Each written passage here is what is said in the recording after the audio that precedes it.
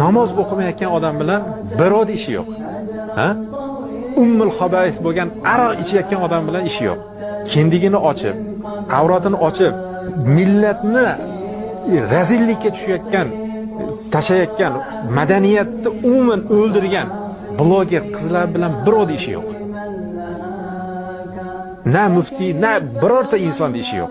Lekin hijob o'rab olgan ayolni ko'tarib chiqyapti.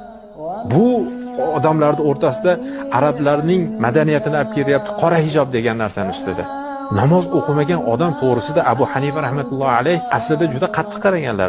Namoz o'qimagan odamni jamiyatga qo'yib yuborilmaydi, urib darralab turib, nima, akirib qamab qo'yadi. Qani Hanafiylar? Endi namoz o'qiyotganda rafaliyadan qilib o'qib qo'ysa, yoki bo'lmasa qo'lini bog'laganda sal balandroqqa bog'lab qo'ygan bo'lsa, kofirga qaragandek ko'z bilan qaraymiz. Bu nimani